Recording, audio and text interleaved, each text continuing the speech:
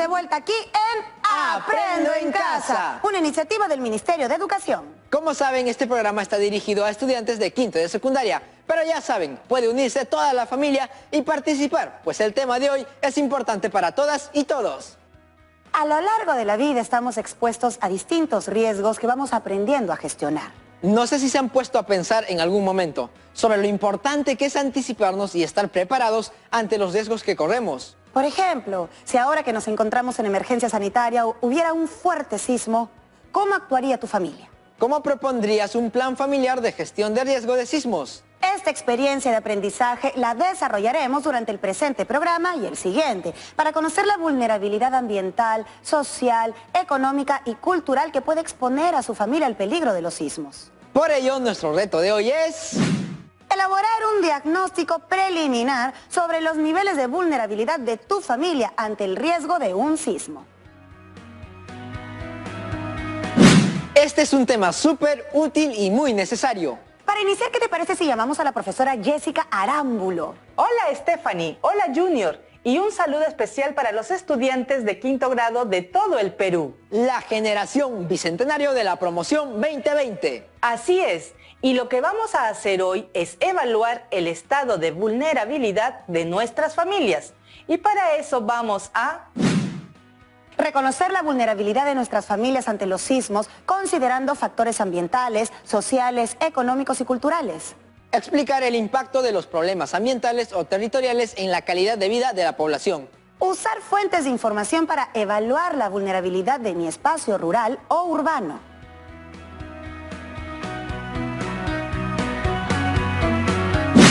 Es muy importante preguntarse, ¿qué debo hacer para cumplir el reto de saber cuál es el nivel de vulnerabilidad de mi familia?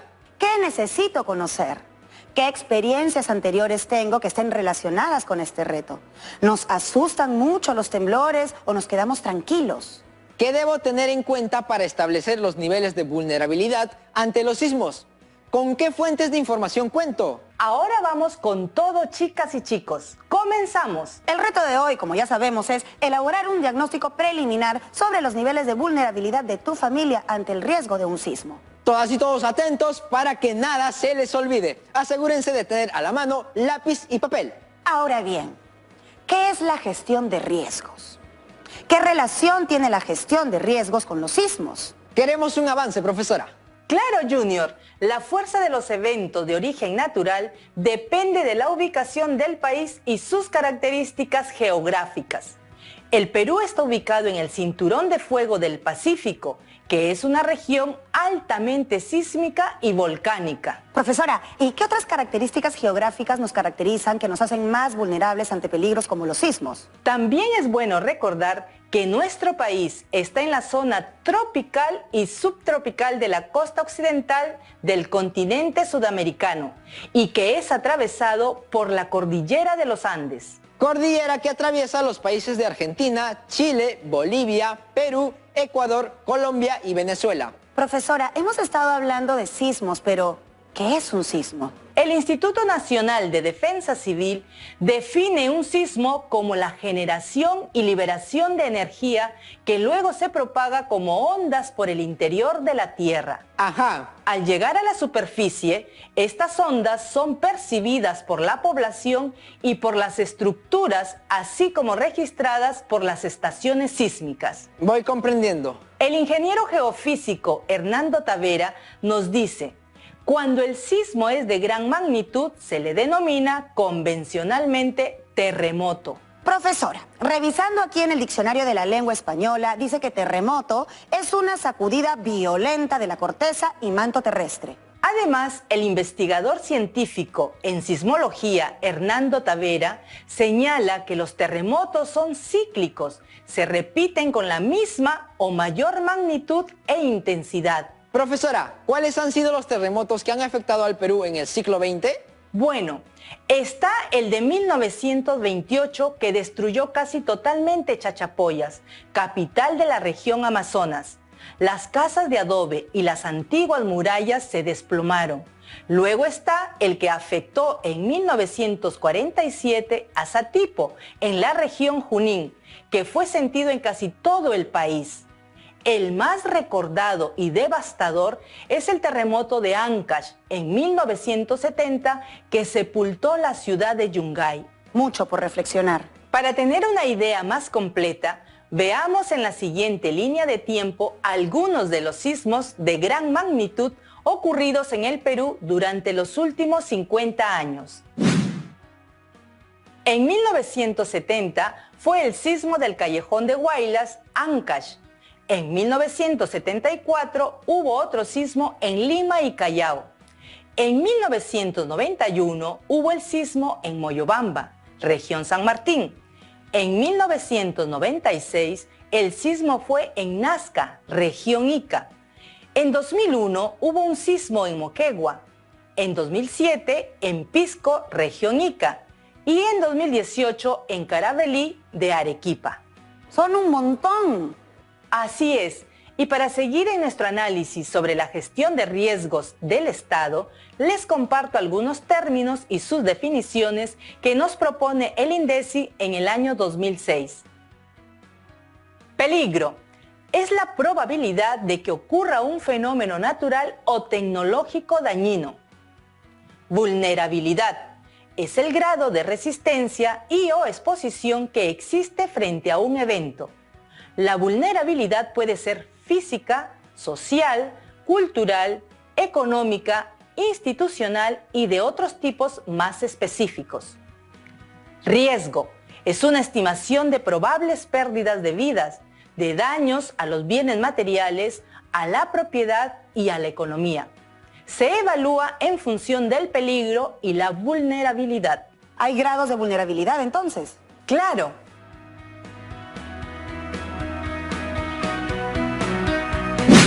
Profesora, respecto al peligro de sismo, ¿qué hemos hecho como país? La gestión del riesgo de desastres es asumida teniendo en cuenta 3 componentes. Veamos el siguiente cuadro.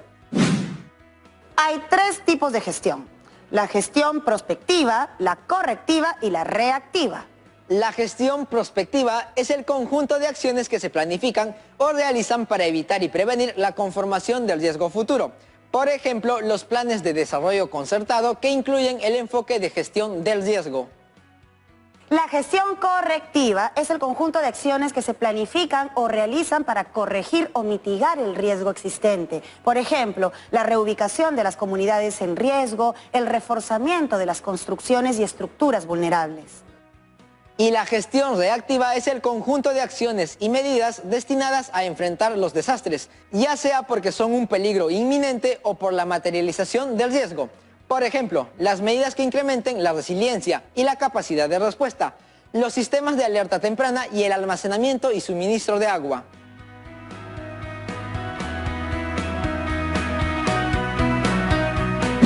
Profesora, ¿y cómo se está implementando todo esto en nuestro país? El Estado ha establecido un conjunto de instituciones cuya función es identificar, prevenir, reducir y afrontar las situaciones de desastres naturales o generados por el ser humano.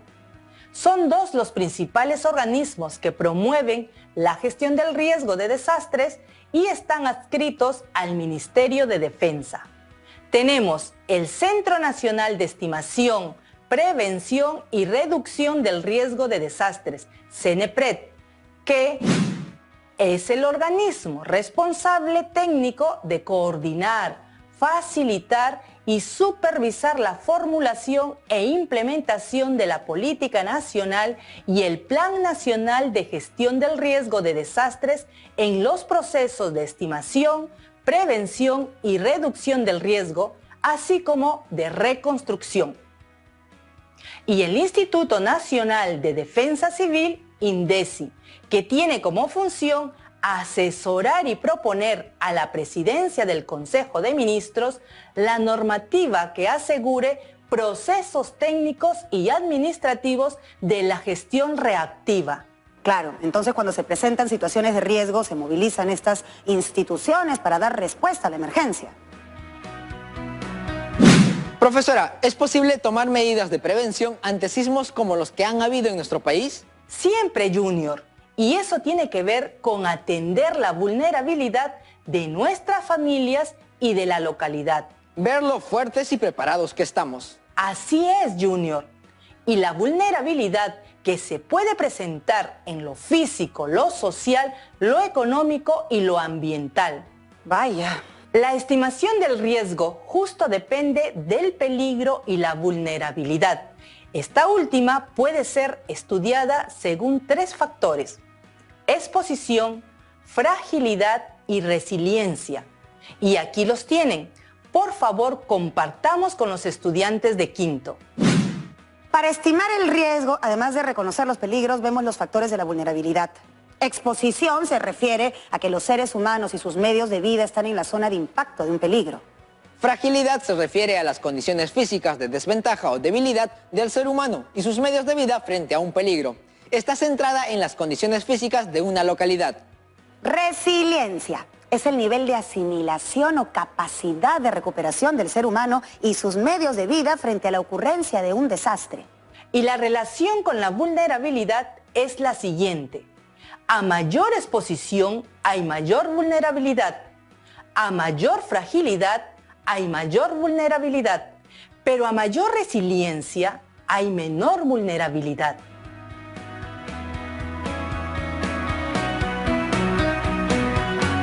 Y para reducir el riesgo hay que disminuir la vulnerabilidad, ¿no es así? Así es, pero considerando que la vulnerabilidad es de diversos tipos, les comparto algunos que propuso el INDECI en el año 2006. Vulnerabilidad natural y ecológica es el grado de resistencia del medio natural y de los seres vivos que conforman un determinado ecosistema ante la presencia de la variabilidad climática. Vulnerabilidad física. Está relacionada con la calidad de las construcciones y el tipo de las mismas, sean viviendas, establecimientos comerciales e industriales, servicios de salud y de educación, sedes de instituciones públicas, centrales hidroeléctricas, carreteras, puentes, canales de riego y todas las demás edificaciones de ese tipo. Vulnerabilidad económica es el acceso que tiene una población a los activos económicos, tierra, infraestructura, servicios y empleo asalariado, entre otros, que se refleja en su capacidad para hacer frente a un desastre. Vulnerabilidad social. Se analiza a partir del nivel de organización y participación que tiene una colectividad para prevenir y responder ante situaciones de emergencia.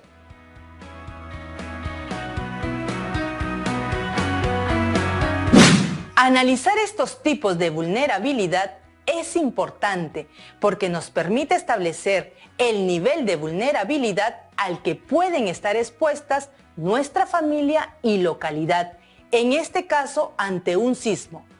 A partir de ahí podemos generar acciones para prevenir un desastre. Entonces nuestra capacidad para reponernos de un sismo no solo tiene que ver con nuestro bienestar físico, sino también con el bienestar mental y social. Y hay varios factores que influyen en este proceso, como los factores culturales, económicos e incluso biológicos y ambientales, ¿no, profesora?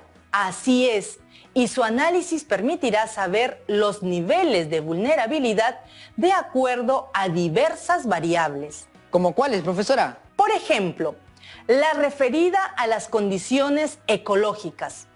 Además, hay que tener en cuenta que los niveles de vulnerabilidad pueden ser bajo, medio, alto y muy alto.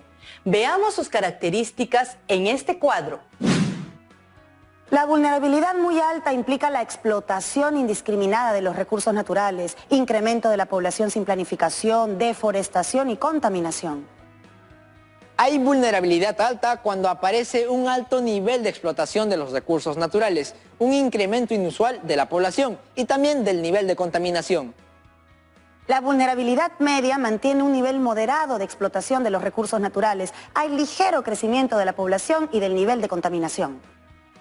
Y por último, hay vulnerabilidad baja cuando tenemos conservación de los recursos naturales y crecimiento poblacional planificado. No se practica la deforestación y no hay contaminación.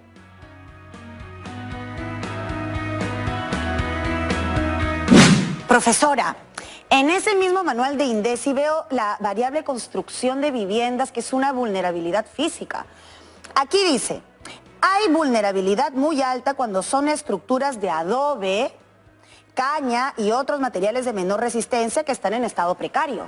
Hay vulnerabilidad alta cuando hay estructuras de adobe, piedra o madera sin refuerzos estructurales. La vulnerabilidad media existe cuando hay estructuras de concreto, acero o madera con las que no se ha usado una adecuada técnica de construcción.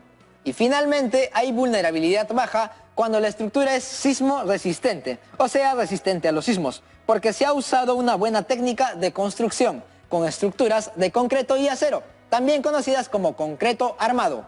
En el mismo manual de INDECI encontré la variable nivel de ingresos que corresponde al tipo de vulnerabilidad económica. Les comparto lo que dice. Hay una vulnerabilidad muy alta cuando los ingresos para cubrir las necesidades básicas son inferiores.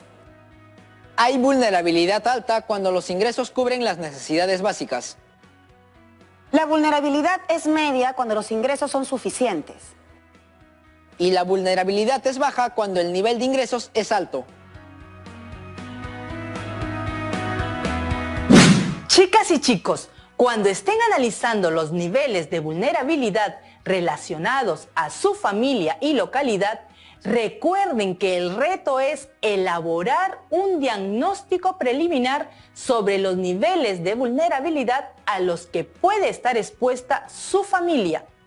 Y otra de las variables que quiero compartir con ustedes es nivel de organización, que corresponde al tipo de vulnerabilidad social. Hay vulnerabilidad muy alta cuando la población no está organizada. La vulnerabilidad alta aparece cuando la población está escasamente organizada. Decimos que hay vulnerabilidad media cuando la población está organizada. Y la vulnerabilidad es baja, o sea, como debe ser, cuando la población está totalmente organizada.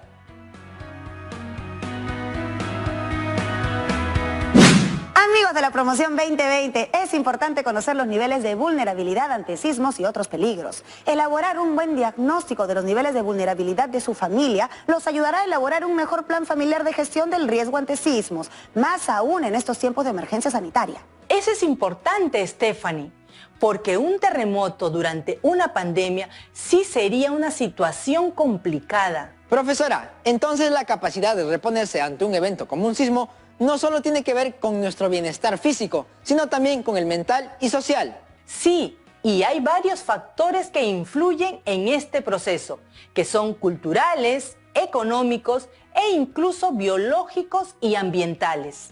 Vaya. Y en nuestro país, que tiene una enorme diversidad geográfica, las autoridades elaboran mapas de riesgo que expresan el conocimiento del riesgo que hay en las distintas zonas.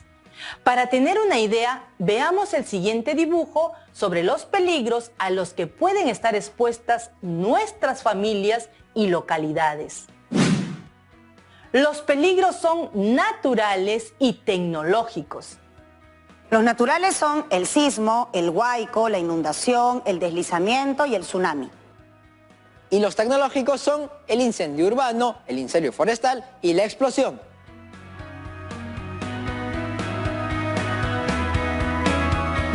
Qué importante es reconocer estos peligros en nuestra localidad. Que en el dibujo están ocurriendo todos juntos, pero eso no sucede, ¿verdad, profesora? Es muy difícil que sucedan todos juntos, pero sí puede ser que un sismo cause un incendio, por ejemplo, o una explosión. Profesora, en el caso de sismos, considerando los niveles de vulnerabilidad al que puede estar expuesta nuestra familia y localidad, ¿qué debemos tener en cuenta? En el caso de una localidad, se considera la aplicación práctica de la mitigación y prevención. Profesora, justo respecto a estos conceptos nos comentan Antonio y Andrea. Hola profesora y amigos de todo el Perú. En el caso de la mitigación, si la amenaza es de origen sísmico, se podría trabajar sobre los factores de vulnerabilidad estructural, reforzando las viviendas o reubicándolas, en caso de que se encuentren en zona de riesgo. Por ejemplo, hay formas de construcción que aseguran que las casas no se derrumben con un sismo. ¿Qué nos puede decir Andrea sobre la prevención? Profesora y compañeros, en caso de la prevención, si la amenaza se debe al mal estado de conservación de una zona donde hay viviendas, se pueden ejecutar obras de conservación, como recolección de semillas, organización de viveros o actividades de reforestación. Por ejemplo, sembrar árboles evita la erosión y los deslizamientos del terreno. Muchas gracias por sus interesantes intervenciones, chicos. Siempre es bueno escucharlos. Hasta pronto. Profesora, al estar nuestro país en el llamado Cinturón de Fuego del Pacífico, estamos expuestos a mayor peligro, ¿verdad? Claro, pero recordemos que el impacto de un sismo dependerá de los niveles de vulnerabilidad. Y eso es precisamente lo que hace falta reducir. Profesora, ¿cuáles serían las ideas clave que nos llevamos el día de hoy? Revisemos. La gestión de riesgo de desastres es el conjunto de conocimientos, medidas, acciones y procedimientos que se usan para planificar programas y actividades que evitan o reducen los efectos de los desastres. La resiliencia es el nivel de asimilación o capacidad de recuperación del ser humano y sus medios de vida frente a un peligro o un desastre. La prevención es el conjunto de actividades y medidas diseñadas para protegernos de manera permanente contra los efectos de un desastre.